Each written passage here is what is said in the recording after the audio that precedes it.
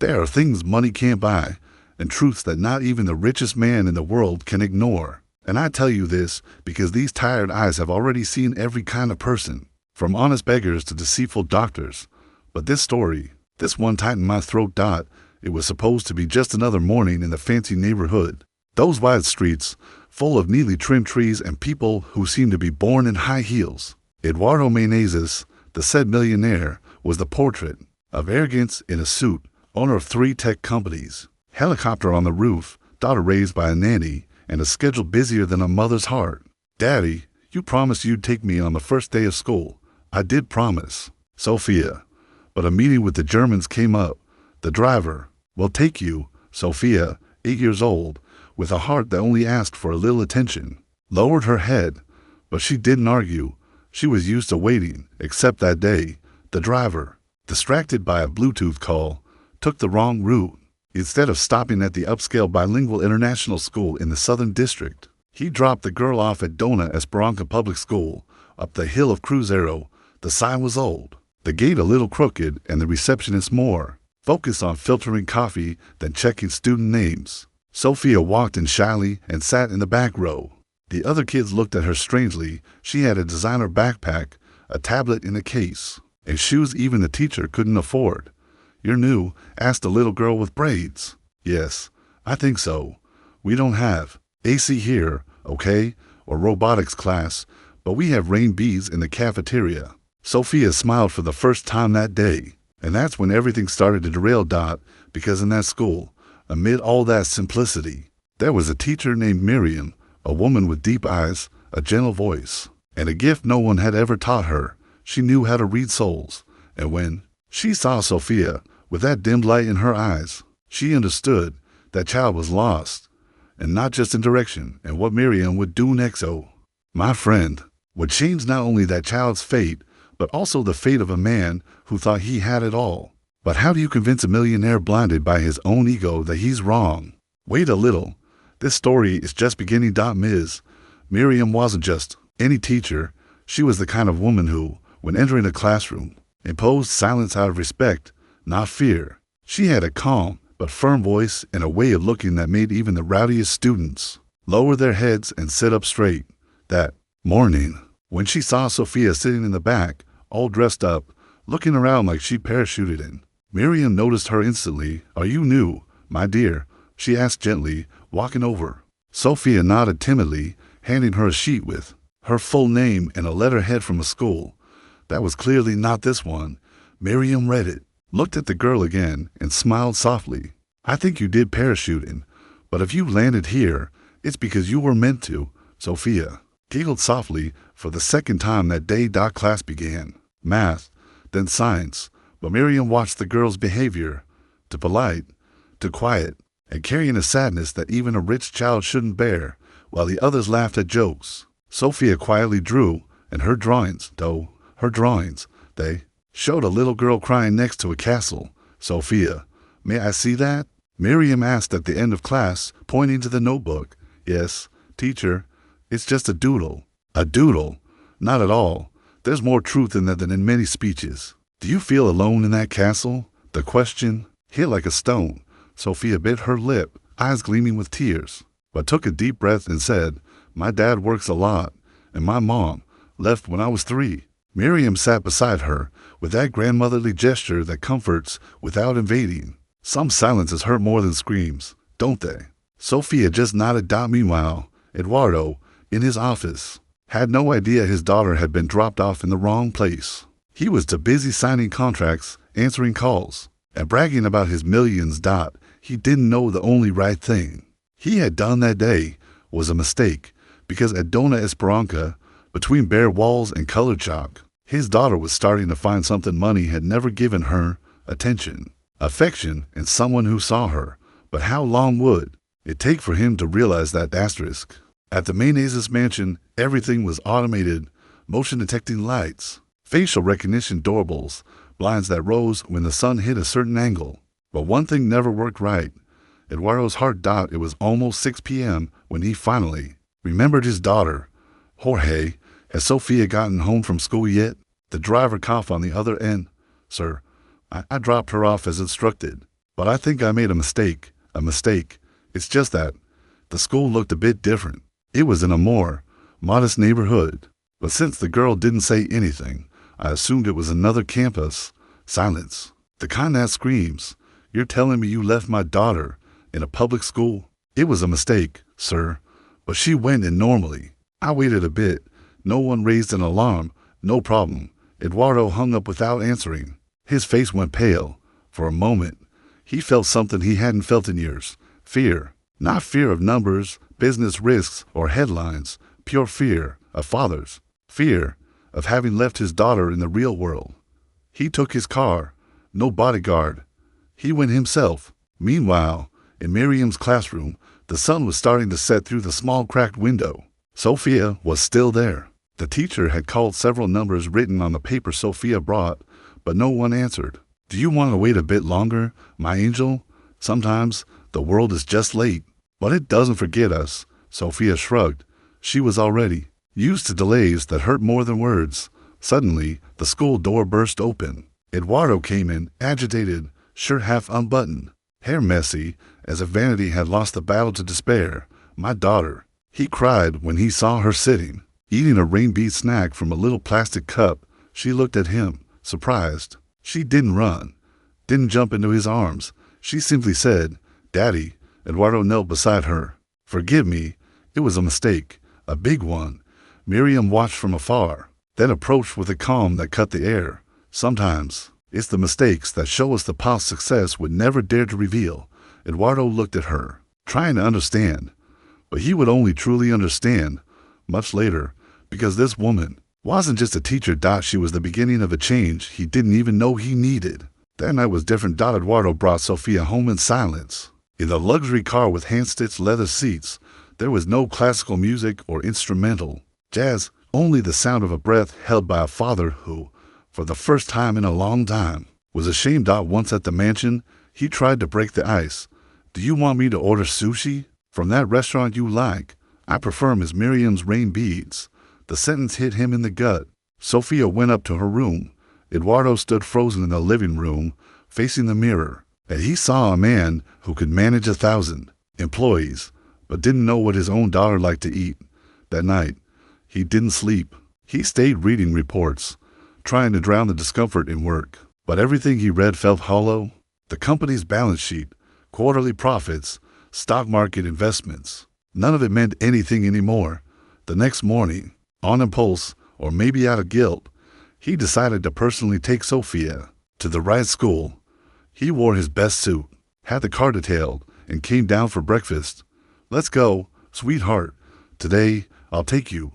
But Sophia, backpack on her shoulders, calmly replied, "I want to go to Miss Miriam's school." "That school isn't for you, Sophia.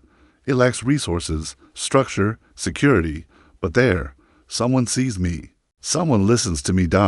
And you said I could choose this year." Eduardo was speechless. He could have said no, doubled the security at the private school, scolded the driver, but for some strange reason, he gave in. "Okay, but just for today." At Dona Esperanza, Miriam greeted the girl with the same serene smile. "I'm glad to see you again, Sophia. I thought you might disappear. I asked to come back, teacher." And there, Eduardo saw something that disarmed him. His daughter was smiling, genuinely. It wasn't the trained smile for photos.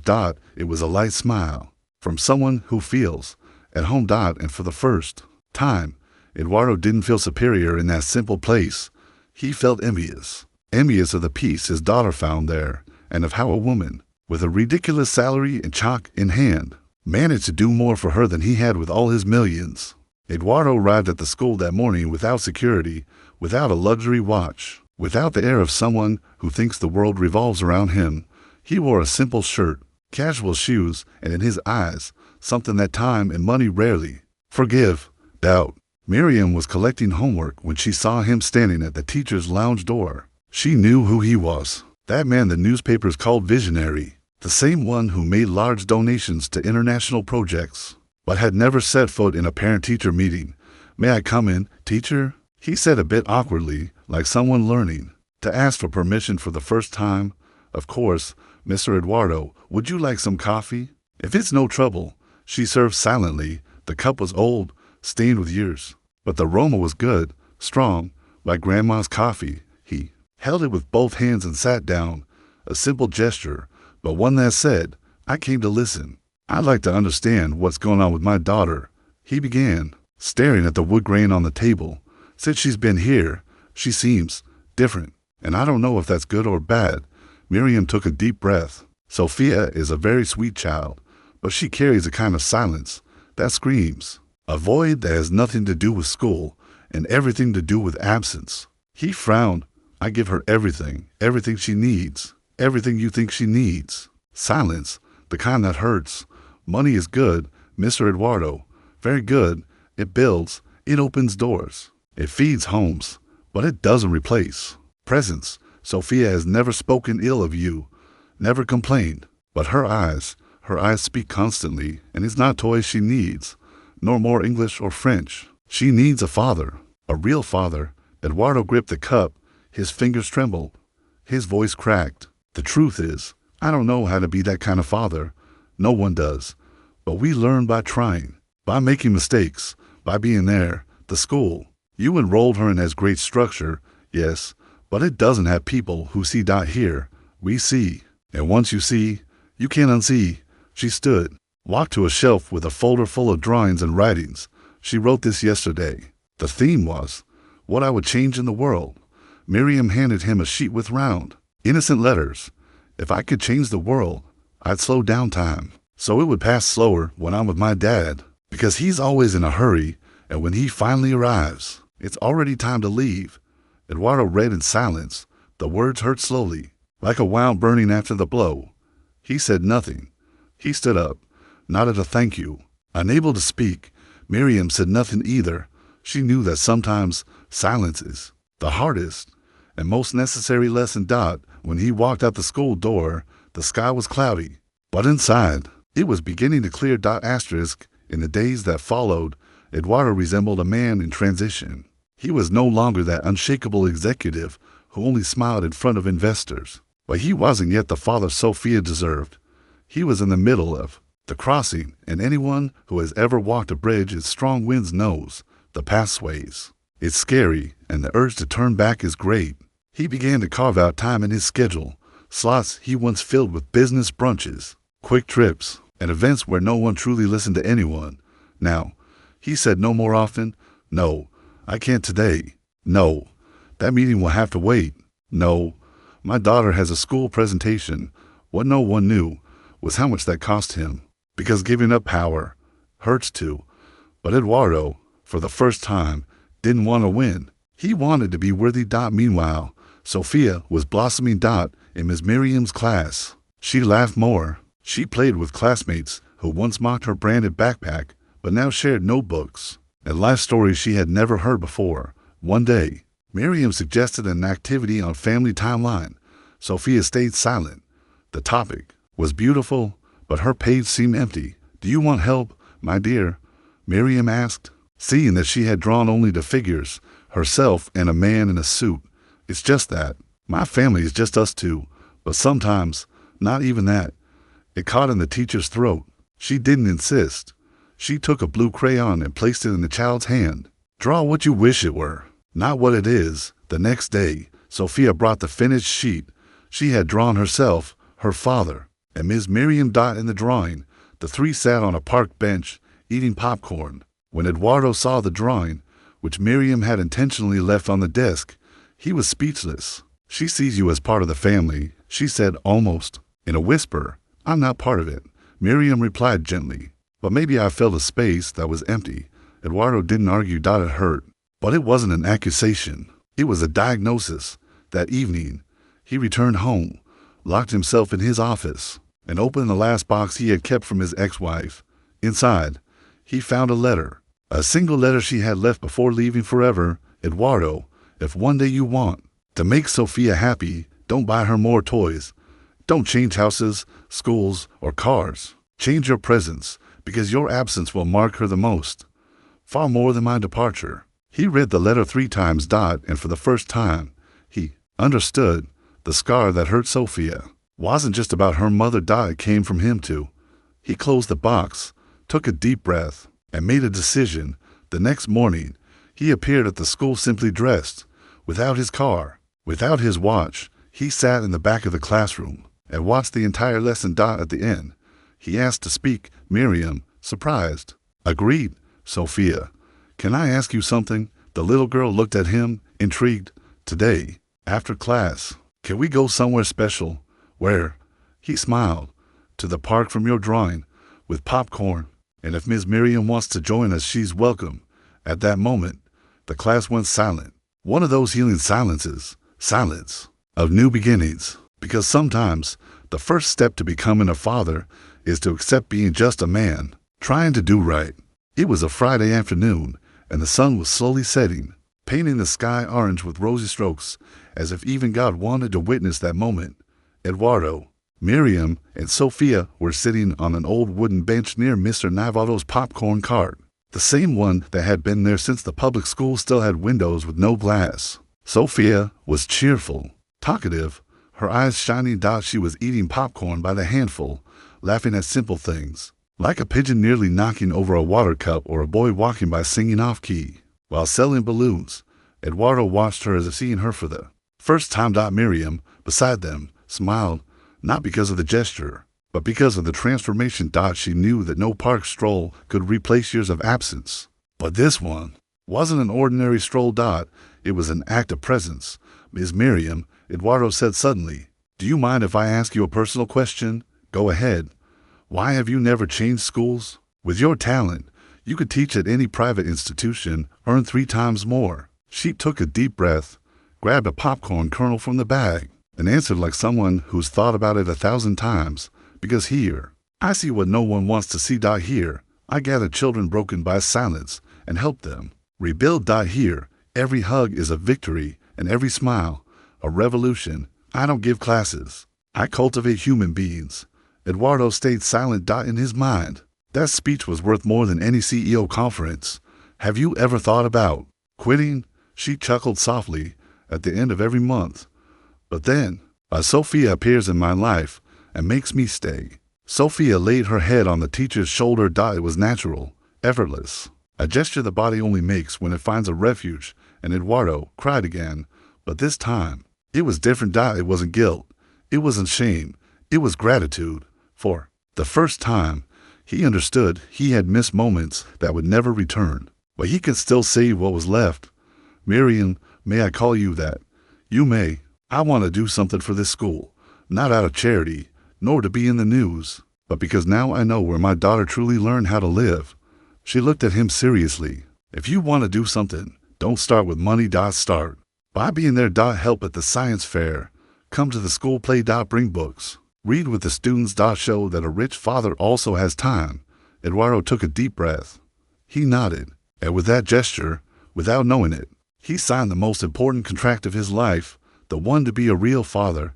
That evening, back home, Sophia looked at her father with sleepy eyes and said, today was the best day of my life. He knelt beside her bed, adjusted the blanket on her shoulders, and replied, and the best day of mine too, my daughter, because today, I finally met you. The next morning, the sky was still heavy with the lingering clouds of the previous day, as if the world was holding onto a secret meant to be revealed only after the rain. Eduardo arrived early at the school, earlier than usual. Miriam was already there, preparing materials for the reading workshop. But that day, the books didn't calm her, neither did the pleasant scent of chalk, nor the distant sound of children running in the courtyard. She felt her heart tighten. She knew they needed to talk. But how do you talk about something that had been buried for so long? Eduardo entered the classroom, and the moment their eyes met, the world seemed to pause. Ms. Miriam, can we talk? He asked, more serene than ever. Of course, she replied, trying to keep her tone neutral. He held a folded paper in his hand, an old note, yellowed with time. I found this last night. I don't even know why I kept it, he said, handing it to her. Miriam recognized it instantly. It was the note she had left on the door of the community center, the night he had left without saying goodbye. She had been 22, he, 28, to different worlds, to opposing rhythms. Maybe you will never read this, but I needed to write it. Not for you, but for me. I liked you, not your last name or your career. I loved your silence, the way you asked questions with your eyes, And if this note stays between paper and drawer, that's okay. But if one day you remember, find me. I didn't remember this note. I just kept it. I thought it was beautiful. But yesterday, seeing the handwriting, something lit up in me. And then, Sophia found your notebook. Miriam blushed. The feeling was like being emotionally naked in a public square. But she took a deep breath. Yes, I felt something for you back then. But you went on with your life. You got married. You had a family. And I chose the classrooms. Eduardo remained silent. I don't blame you, Miriam continued. Not your feelings, nor your choices. But I think you deserve to know. Maybe that explains why Sophia felt so good here. Because deep down, it's as if a part of you was already here. Eduardo slowly sat down. I didn't know. And now, seeing all this, I wonder if life didn't pull me away just to bring me back later. And do you think you're really back? Or are you just passing through? She wasn't asking out of whim. She asked with the wound of someone who knows what it's like to be abandoned by promises. He looked her straight in the eyes. I don't know what will happen, but I know that, for the first time, I want to stay. Not just for Sophia, but because maybe I need saving to. At the classroom door, Sophia was listening to everything, not out of curiosity, but because sometimes destiny pushes a child's ear just close enough. She quietly walked in, holding a drawing. Teacher, Daddy, I made this for you. It was a simple drawing, her in the middle, holding both their hands. In the background, the same park, the popcorn cart, and a balloon that said, my family. Miriam held back tears. Eduardo didn't. And in that moment, there was no more past, no more debt, no more pain. There was only an opportunity, the rare opportunity to see three lives come together, not by accident, but by destiny. Asterisk. The following week, unusual movements stirred the halls of the education department. Eduardo Menezes, the same man who, not long ago, attended international events and dined with politicians, was now walking through the narrow corridors of the public system, talking to directors, listening to teachers, and, believe it or not, taking notes in a plain notebook. With no logo. He had an idea that seemed crazy to those who knew him from the financial market. But it wasn't a profit-driven idea. It was a legacy. I want to help, he said in a meeting with the public school coordinator. But really help? No facades. And what does that mean, Mr. Eduardo? Asked the coordinator, skeptical. It means that Dona Esperanza School will be the starting point of a pilot project. We're going to renovate it, give it infrastructure, but without taking away its most valuable asset, its people. We won't turn it into an elite school. We're going to bring the best standards where they're most needed. She crossed her arms, still skeptical. And why? Why the school? He smiled. Because it's the only school where I learned something that really matters. Meanwhile, at Dona Esperanza, Miriam carried on as always, preparing lessons, listening to students, serving tea to those with tummy aches, and handing out hugs to those who cried in secret. But something inside her was changing too. Eduardo was showing up almost daily, not just as a father, but as a living presence. He helped with projects, organized tech workshops, brought in books donated by famous authors. But what impressed most was the time he gave. It's no longer about what I can buy, he told a group of parents, but about what I can build with my own hands. One autumn afternoon, leaves falling in the courtyard, Miriam and Eduardo sat on the bleachers, watching Sophia rehearse for the Mother's Day play. It's funny, Miriam said. I thought seeing you here every day would bring confusion, but in reality, it brought me peace. Eduardo looked at her with tenderness. I also thought coming back here would be a mistake, but now I feel like I should have never left. And are you planning to stay? He took a few seconds before answering. I don't just want to stay. I want to start over. With you, with Sophia, with everything life tried to show me before, but I ignored.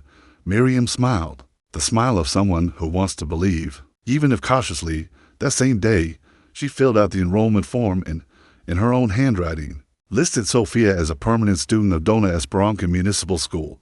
Are you sure? Asked the principal. I've never been more sure of anything. I want my daughter to grow up knowing that value is not measured by tuition, but by affection. And so, on the simple paper of a mundane enrollment form, Eduardo made his choice. He chose love. He chose to listen. He chose to relearn what no university ever teaches, to be human. And in a world that teaches us to win at all costs, he simply decided to be present. Time passed as it does in places where the soul breathes. Slowly, the courtyard leaves dried. Final exams approached, and life seemed, finally, to have found a harmonious rhythm. But as with any true story, calm never arrives without one last trial dotted. It was late afternoon when Sophia entered Miss Miriam's classroom holding a small box in her hands. Her eyes were anxious, as if a tornado of emotions danced behind her brown gaze. "Teacher, can I show you something?" "Of course, my angel." She placed the box on the table. It was dark wood, cracked at the corners, with an old lock, the kind that reminded you of Grandma's chests. "I found it in Mommy's closet, hidden in the back of a drawer. I didn't even know it existed." Miriam opened it carefully. Inside was a silver necklace with a small star-shaped pendant, a bundle of yellow letters, and a photo dot. It was an old, blurry picture of 3 young people in a community center. One of them was Eduardo, without a suit, without arrogance. Another was a young woman Miriam instantly recognized. Herself, younger, with a wide smile. And the third face was Sophia's mother. "Was that your mommy?" Miriam asked in a whisper. "Yes, and she wrote this on the back of the photo. The 2 kindest hearts I've ever known. If I'm not here anymore someday, I hope they find each other." Again, Miriam felt a shiver down her spine. Her hands trembled. The phrase, it was a goodbye and a request. "Teacher, you knew my mom, didn't you?" Miriam sat down. It was as if the floor had opened beneath her feet. "Yes, I knew her, Sophia. Your mom and I were friends, more than friends, soul sisters. We dreamed together, worked together, and cried together too. But one day, she left. She said she had to follow another path, and I stayed. I stayed with the longing, the memories, and a silence I never understood." Sophia hugged Miriam tightly, not like a student, but like a daughter borrowed by fate. That evening, Eduardo arrived at the school later, after a city council meeting. He found Miriam alone in the classroom, looking at the photo. "Did you know this?" she asked, showing him the image. He walked over, took it delicately. "No, I didn't remember this photo, but I remember that day. It was the last time I saw you both together." "Did your wife know?" Eduardo was silent. Then, with a broken voice, he replied, "She knew we had a story, but she was never jealous. She used to say there are bonds that don't need to become romance to be eternal." Miriam felt tears rise. The memory of that friend, who had left too soon, now returned like an invisible embrace. "Sophia is that bond, Eduardo. She's the one who brought us together, not to repeat the past, but to heal what it left behind." He nodded. "And maybe she came to remind us that love can also appear outside the right time. It can arrive late and still be real." Miriam smiled, a smile that blended pain, tenderness, and hope. "Then let's honor her. Let's raise this little girl as her mother would have wanted, with presence, with affection, and with 2 hands supporting her, not just one." Eduardo reached out his hand. Miriam took it, and in that gesture, in that room lit only by the hallway light, 2 adults reunited not as lovers of the past, but as parents of the present. Because family, deep down, isn't only born from blood. Sometimes it's born from choice. On the morning of the year-end presentation, Dona Esperanza School seemed like a different place. The once peeling walls were now painted with student-made murals. There were flowers in colorful plastic pots, paper streamers, posters with poems, and at the center, a simple wooden stage where the children would present their project. My story, my voice. Sophia would be the last to present, and by choice, she would wear no princess costume, no professional makeup, no decorated script. "I just want to tell a true story, teacher. Mine." Miriam smiled. "Then tell it with your heart. That's where the best words live." In a makeshift audience, Eduardo sat among other parents, in a simple shirt, messy hair, and anxious eyes. Beside him, Mrs. Lords, a student's grandmother, who didn't quite know who he was, said to her neighbor, "He looks important, but his eyes, those are the eyes of someone who finally became small." When Sophia was called, she climbed up slowly. She held a red notebook in her hands. "Hello, my name is Sophia Menezes. I'm 9 years old, and this is the story of the day my daddy dropped me off at the wrong school." Light laughter followed. Some teachers exchanged knowing glances. Eduardo covered his face, slightly embarrassed. "At first, I thought I was going to hate it. I didn't know anyone. The school was different. no mirror in the bathroom, and the walls smelled like old chalk. But there, I met Miss Miriam, and I also met myself. Sophia opened the notebook. I used to think my life was beautiful because I had everything. But I discovered that beauty lies in affection, in words, in hugs in the hallway, in the popcorn from the square, and in the eyes of someone who sees. U.S. Even when we try to hide. Eduardo cried silently. My dad changed to now. He listens to me. He calls me to watch movies. He hugs me without rushing. And one day, he told me I saved him. But really, he saved me too. The children applauded. Some adults wiped their eyes. Miriam, standing in the back of the room, placed a hand over her heart.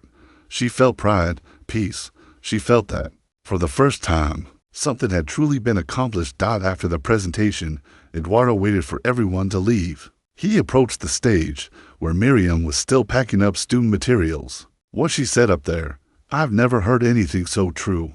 Because it comes from a place the world always forgets, affection. He stepped closer, placed his hand over hers. Miriam, I know life took us down winding roads. But now that I've found you, found my daughter, and even found myself, she finished the sentence for him. You don't want to be lost again. He nodded. No. I don't single quotes T. And if you agree, I want to walk by your side, not to fix the past, but to build what comes next. Miriam, eyes full of tears, replied, I've walked alone for a long time, but if it's to walk together, step by step, I accept. Outside, in the yard, Sophia ran with her classmates, laughed out loud, made funny faces, and tripped over her untied shoelaces. When she saw the two adults embracing discreetly, she smiled too. That wrong school had been the most right place in the world.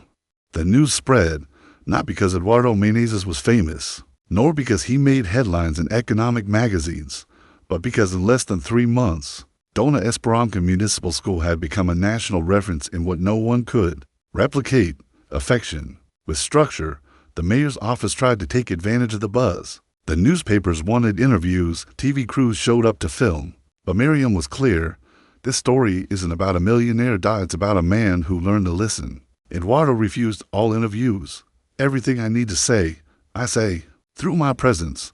Meanwhile, Sophia was invited to visit other public schools to tell her story. She spoke simply, sitting on the floor, looking other kids in the eye. We don't need to have everything. We need to be seen, and to know we're not alone. Parents started getting more involved. Volunteers renovated the library. Nivaldo's popcorn cart got a new canopy, and where once there was only cracked concrete, a garden was created with this phrase painted on a wall.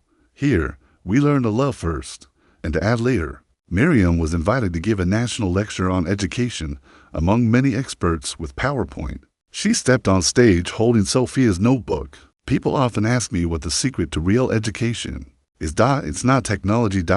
It's not performance. It's presence. It's the gaze.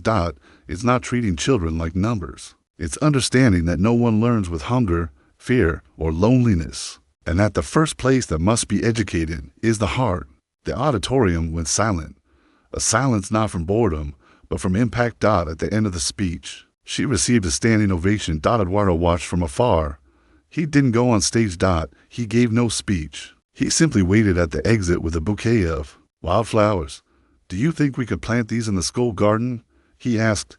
Miriam laughed. Of course, but only if you help dig. With both hands, he replied, smiling. Sophia waited outside. She wore a t-shirt with a phrase she had painted herself.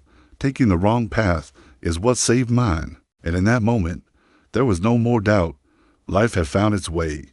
Again, but not the path of success, the path of meaning. Because sometimes, to teach someone how to live, you must first relearn how to feel.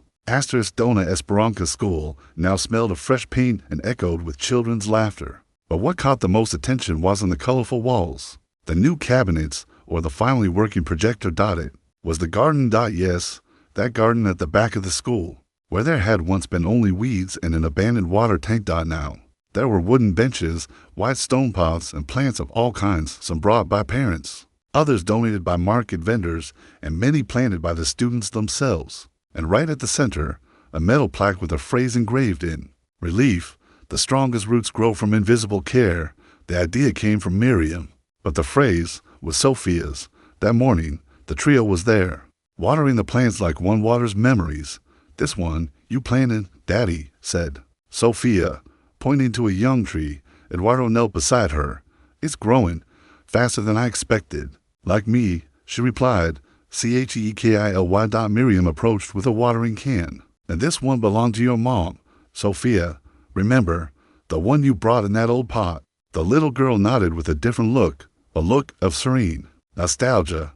I think, in some way, she still protects us. Maybe through Miss Miriam, or through the garden, or simply through the wind. Eduardo hugged his daughter. Miriam joined them. And there, in silence, the three stayed. That scene seemed small, but it carried a greatness the world rarely understands. And that's what made this place so special. There was no luxury. No stage. No audience. Only truth and presence. Later that day, Eduardo received a call from abroad, an offer of millions to lead one of Europe's largest tech companies. Money, prestige, travel, global fame. The kind of opportunity most people dream of. But he simply smiled and replied with the calm of someone who's made many decisions, but now knows what truly matters. Thank you, but I already have the most important job of my life. I'm Sophia's dad, and the gardener of the place that saved us, both her and me. He hung up and returned to the school. Sophia waited. With a new drawing, Miriam waited with a look that said, yes, you stayed. And he stayed. Stayed to attend performances, stayed to bake cakes for the school fair, stayed to see his daughter grow with strong roots, stayed to love, gently, but completely, because when the heart understands what true love is, it doesn't leave. It takes root. Some stories end with a kiss. Others with a wedding, fireworks, applause, confetti. But the story of Eduardo, Miriam, and Sophia didn't end. It blossomed. Years passed. Dona Esperanza School became a national symbol of rebuilding, not because it became famous, but because it turned into a lighthouse. Many teachers from other regions came to learn what no manual teaches, how to touch a heart. Before trying to shape the mind, Miriam was still there. Now, in addition to being a teacher, she coordinated the project Educate with Presence, which trained educators to see, listen, and feel. But her classroom remained untouched, with the smell of chalk, the wooden desk, and the blackboard she refused to replace. This board has seen more souls than a lot of tablets out there. Eduardo never left again. He turned his company into a social institute and decided to dedicate a portion of annual profits to public school infrastructure, with a clear rule: not a single cent would be used without community involvement. Money changes. Nothing if it doesn't come with an embrace. He said. Sophia grew up. From her 9-year-old innocence were born ideas that echoed throughout the neighborhood. She made videos telling the story of the bad school. That was the right choice of her life. She created reading clubs, painted murals with hopeful phrases, and wrote a little book titled, My Dad Lost Me, but He Found Me in the Right Place. At the book launch, in a small plaza with simple chairs, popcorn and bags, and box juice, Miriam went up on the small stage, called Sophia, and read an excerpt. Some mistakes are so well made, they feel like destiny, and some loves only arise when you get lost in the right place. It was behind a rusty gate with peeling paint that I found the truest embrace in the world. The audience cried. Eduardo, in the middle of the crowd, cried too, but now his tears were of a different kind. They were no longer of guilt. They were of gratitude. At the end, Miriam took the mic and looked at everyone. They say education changes the world, but sometimes it changes a family first, and that is already miracle enough. Then she looked at Eduardo and Sophia, who hugged standing up, and added, some people are born to be heroes, but the greatest ones are those who learn to be human. They were given a standing ovation. And in that square, that afternoon of clear skies and gentle breeze, one thing was certain: the wrong school was the perfect miracle. And you, who listened to this story until the end, maybe you're asking yourself, what if this happened to me? What if I took a wrong turn and someone saved me by accident? Then let me tell you, sometimes life doesn't get it wrong. It takes a detour to teach us how to love. And now tell me, what did you think of this story? Leave your comment below. Hit like to support the channel and subscribe so you don't miss more stories like this. See you soon.